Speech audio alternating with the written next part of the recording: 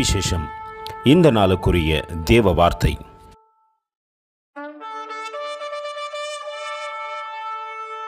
I will not leave you comfortless, I will come to you. John 14:18. మిమ్మును అనాథలునుగా విడువను, మీ ఎత్తుకు వత్తును, కోతకాలమైన తరువాత లోకము నన్ను మరి ఎన్నడూను చూడదు. யோహాను సువార్త 14:18. நான் உங்களை திக்கற்றவர்களாக விடேன், உங்களிடத்தில் வருவேன். யோவான் 14:18. அன்பின் தேவ பிள்ளைகளே, திக்கற்ற பிள்ளைகளுக்கு தேவன் தாமே சகாயர். அன்று கல்தேயர் பட்டணத்திலிருந்து ஆபிரகாமை அழைத்து வந்தவர். அவர் தகப்பன் மரித்த பிற்பாடு அவர் திக்கற்று நிற்கிறார் என்று அறிந்து அவரிடத்திலே கடந்து வந்தவர். அவரை மட்டுமல்ல, அவருடைய சன்னதியும் ஆசீர்வதித்தார். அதற்கு பின்பாக ஈசாக்கை ஆசீர்வதித்தார், யாக்கோப்பை ஆசீர்வதித்தார். அது 12 கோத்திரங்களாக ஆறத்தக்கதாக அவர் அவர்களோடு கூட இருந்தது மட்டும் இல்லாதபடிக்கு இன்றும் அவர்களை ஆசீர்வதித்து நடத்துகின்றார்.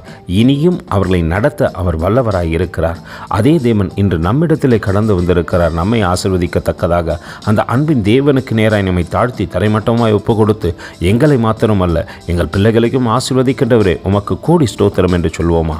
கர்த்தர் தாமே உங்களை ஆசீர்வதிப்பாராக. ஆமேன்.